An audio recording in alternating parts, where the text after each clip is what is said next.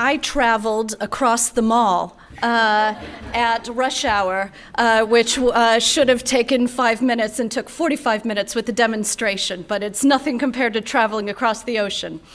I'd like to start with a video, so if you can roll the video, please. One of the greatest challenges I've had, seems easy enough, but is to set new goals. As a young girl, I knew what I wanted. I knew that when I got older, I wanted to get married. I wanted to have kids. I wanted to have a job, be successful, you know, that the house with the white picket fence. And so each and every day, growing up, I knew where it was that I was going to. Growing up, my dad was very influential in my life, and I was a tomboy and enjoyed working with him, whether it was working on the car, changing the oil, changing out the air conditioning pads, putting in a new sprinkler system. By the time I was about 11, my mom figured out that, hey, she likes being outside and doing these activities.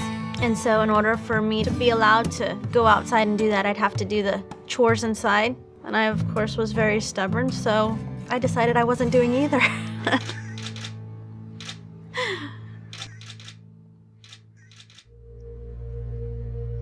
So my freshman year of school, fall of that semester, I got pregnant.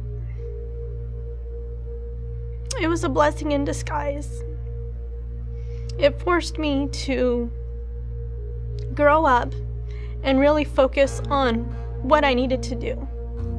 I knew that I wanted to finish school, that I did not want to be another statistic. Teenage mother, drop out of school, not gonna amount to much. And I didn't want to be that. I wanted to succeed. And I knew that I wanted to provide a stable life for my child. It was rough to get through, but it helped me focus. And the semester that I was pregnant, I did awesome in school. I got a 3.9 that semester. And so I had the opportunity to interview for a co-op position. Family is very important to me. It was my #1 priority, and so I wanted something local. And I had the opportunity to apply for a job at the NASA White Sands Test Facility. To my disbelief, I got a job offer out there for a position that I didn't apply for. When I had gone in for the first job interview, my favorite area was the hypervelocity testing laboratory. And I just thought, wow, what they do there is really cool, and if I get this job, I want to go up there and visit what they do. Well, the job that I got offered was actually to work in that area, so it was a blessing in disguise that I didn't get the job that I applied for, and I was offered something way beyond my wildest dreams. The Remote Hypervelocity Test Laboratory is a facility that essentially shoots big guns really fast. I know that's an oversimplification, but if I had to say it in just a couple words, that's what it would be. And so the testing that we perform is to look at whether or not shielding is necessary on various components or materials while in space. I started working full-time in January of 2003, and a couple weeks after I had begun working is when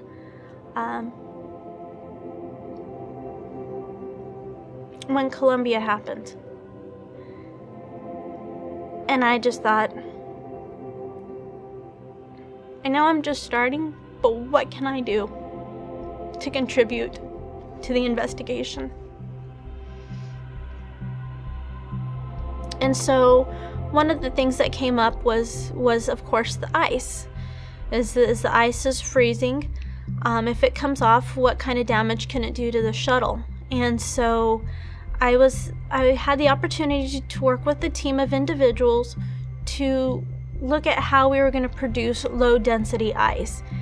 For me, it was a new thing because I was looking at some research and development efforts on how to create low density ice, and I had the opportunity to investigate various methods, and when I was done looking back and saying, wow, I accomplished this.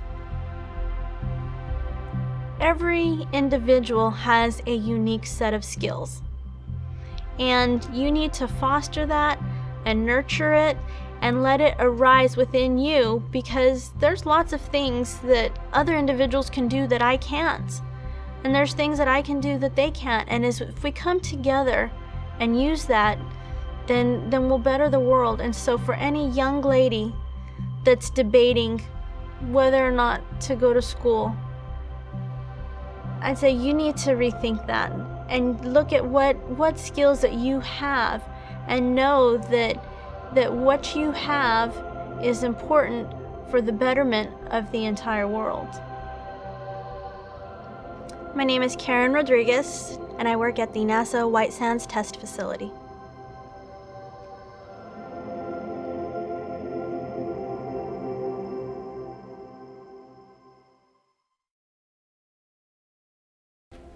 So I wanted to share Karen's story because she's a woman.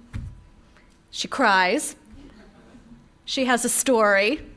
She looks like a normal person, right? And she works at NASA.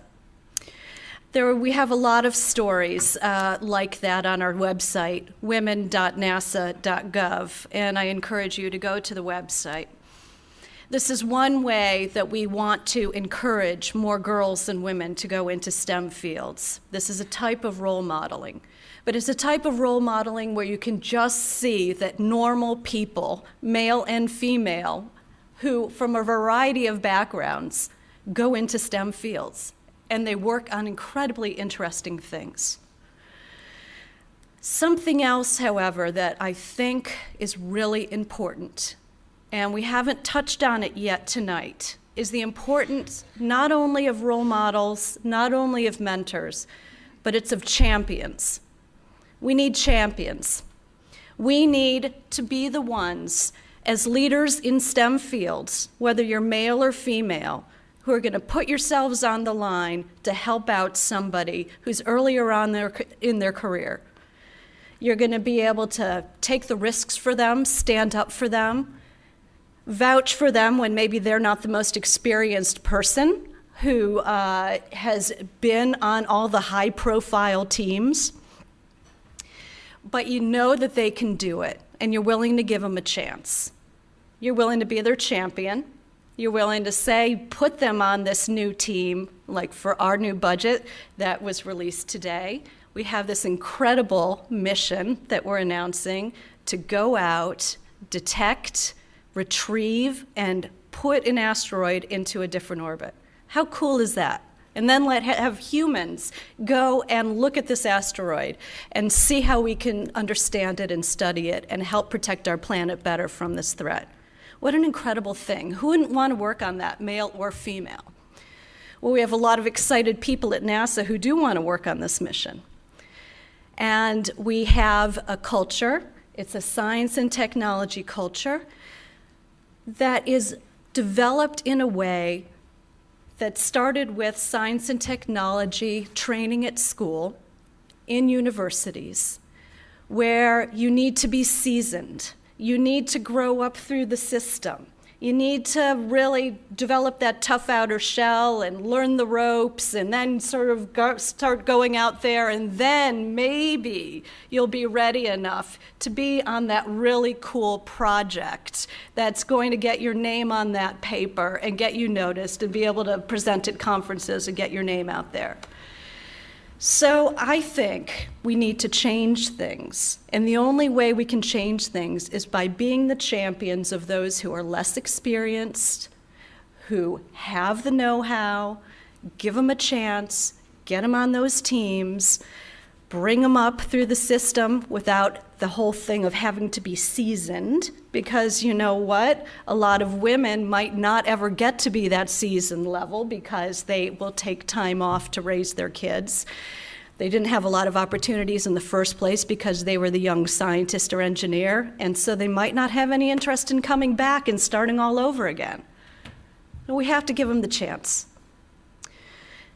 At NASA, we have, in our science and technological areas, it's about 23% women.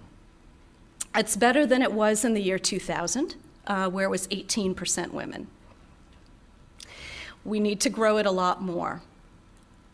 And I think the way we grow it is by continuing to develop these women, championing them both at the university level and then when they get into the careers, getting them to stay, because part of the problem is the number of women entering the fields. Another part of the problem is that they don't stay.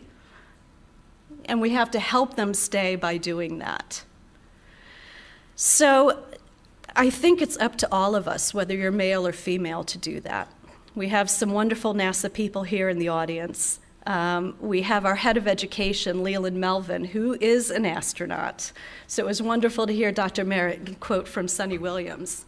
And Leland will tell you the same thing. You know, he doesn't care whether you're male, female, or neither, or both. When you're up there on the space station, you know, you're there to support each other and help each other out because it's all about survival, right? And it's about learning and being a team. That's the kind of thing we got to do, male or female, support the young people, get them to start going in there, get them to start rising up through the ranks, and that's all I have to say. Thank you.